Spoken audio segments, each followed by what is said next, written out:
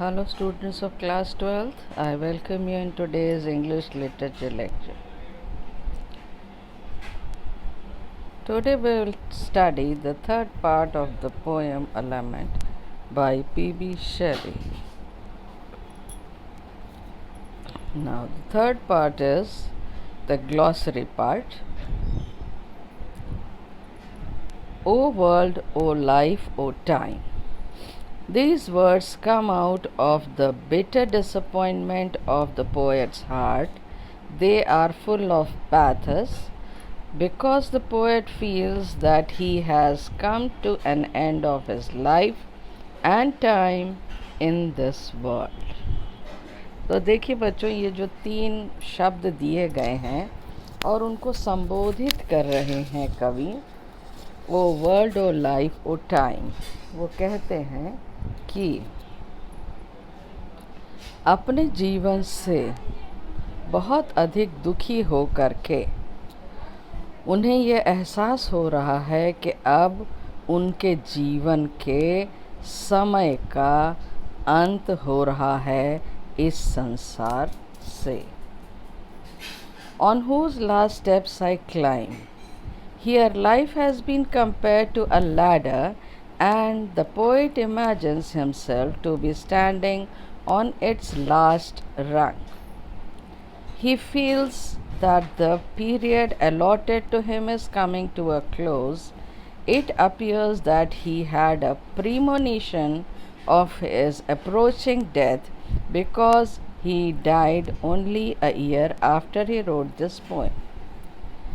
अब ये जो लाइन है, on whose last steps I climb, इसमें कवि ये बताना चाह रहे हैं कि जो जीवन है वो एक सीढ़ी के समान है और सीढ़ी के उन्होंने अपने जीवन के सीढ़ी के आखिरी पायदान पर कदम रख लिया है। अब उसके आगे सीढ़ी का कोई पायदान है ही नहीं, तो फिर अब वो अगला पैर कहाँ रखेंगे। इसका मतलब ये है, इसका अर्थ ये है कि उनके जीवन के सीढ़ी रूपी जीवन जो उनको मिला है उसका अंत अब आ गया है। अब इसके आगे उनको नहीं जाना है क्योंकि आगे उनके लिए कोई रास्ता खुला ही नहीं है।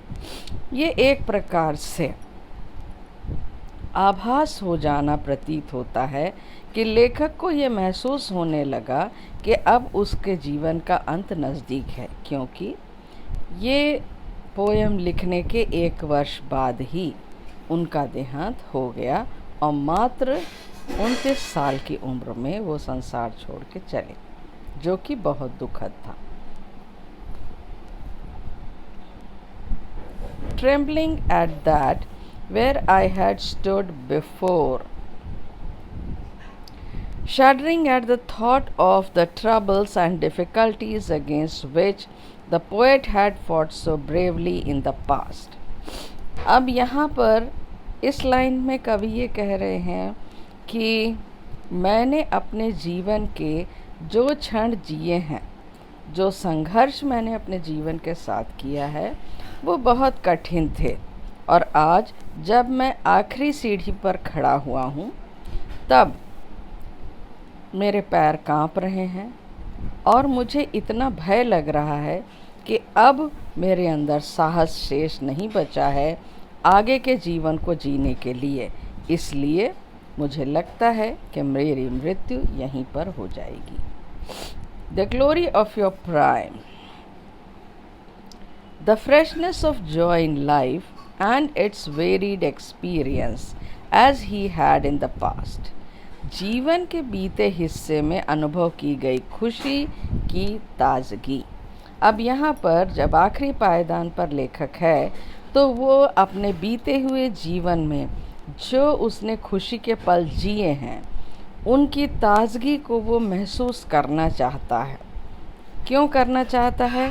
क्योंकि वो खुशियाँ लेकर के अपने मन में मरना चाहता है, दुख लेकर के इस जीवन से नहीं जाना चाहता। No more, O never more. Shelley is in utter despair. Shelley द्वारा पूर्ण निराशा का प्रकटीकरण।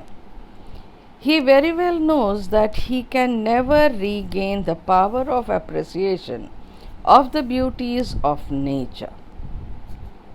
पीबी शेली इस लाइन में ये बिल्कुल स्पष्ट कर दे रहे हैं, एकदम अपनी व्यथा को प्रकट कर दे रहे हैं कि बस अब मुझे और सुख प्राप्त करने का समय नहीं है और ना ही मेरे अंदर इतनी शक्ति बची है कि मैं प्रकृति की खूबसूरती की और बड़ाई कर सकूं। यानी अब मेरे अंदर लिखने की भी जो क्षमता जो ईश्वर द्वारा प्रदान की गई है वो भी कहीं धीरे धीरे विलुप्त होती नज़र आ रही है। Out of the day has taken flight. Day and night have become cheerless to him. उसके लिए रात दिन आनंद रहित हो गए थे। पीबी शेली क्योंकि बहुत अधिक दुखी हैं, उनको न दिन में चैन मिलता है न रात में आराम, तो वो इस लाइन के माध्यम से कहते हैं कि उनके दिन रात दोनों ही आनंद रहित हो चुके हैं। अब उन्हें किसी भी चीज़ से आनंद प्राप्त नहीं हो पाता, वो चाह करके भी आनंद की अनुभूति नहीं कर पाते हैं, क्योंकि उनका दिल बैठता चला जा रहा है, दुख और उनका बढ़ता ही चला जा रहा है। होर का अर्थ होता है तुषार, वाइल फ्रॉस्ट।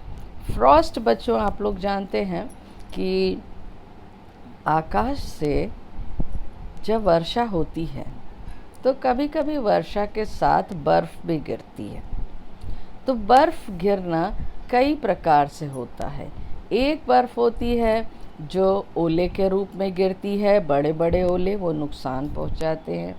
एक बर्फ़ गिरती है जो बहुत छोटे छोटे ओले होते हैं, ज़मीन पे गिरते ही वो पानी बन जाते हैं। और एक स्नोफॉल होता है जो बिल्कुल रुई के समान बर्फ़ आकाश से गिरती हुई नज़र आती है और वो सभी चीज़ों पे जम जाती है जिस पर भी गिरती है। तो फ्रॉस्ट वो चीज़ है, वो हिस्सा है बारिश का जो ओलों के रूप में नज़र आता है। तो बर्फ़ गिरने का एक रूप है Frost. Move my faint heart with grief. The beauties of nature which used to fill him with joy in the past now only add to his sorrow and disappointment.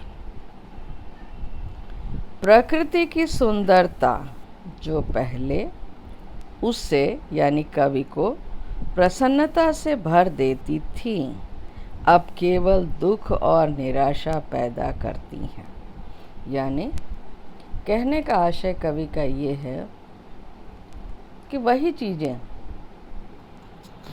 जो कभी लेखक को सुख प्रदान करती थीं, खुशी देती थीं, प्रकृति को देखकर वो बहुत प्रसन्न होते थे और लिखने में लग जाते थे, वही चीज़ें आज उन्हें दुख देती हैं, उनके मन में निराशा पैदा करती हैं और इसी कारण से वो उन चीज़ों को देखना नहीं चाहते, उनकी अनुभूति नहीं करना चाहते हैं।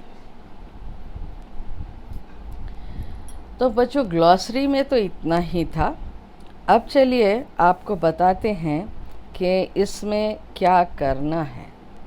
मैंने पिछले लेक्चर में भी आपको बता दिया था, रेफरेंस, कॉन्टेक्स्ट और एक्सप्लेनेशन लिखना है।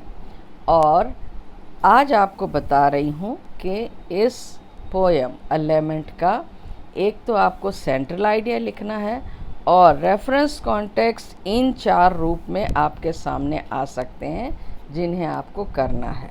तो पहला है on whose last steps dash stood before. दूसरा है fresh springs dash never more. तीसरा है O world O life to O never more. और चौथा है out of the day dash more. यानी इन चारों रेफरेंस में ये पूरी पोएम आपकी आ जाती है। तो आज के लिए इतना ही बस बच्चों, बाकी नेक्स्ट लेक्चर में लेकर आएंगे। Thank you.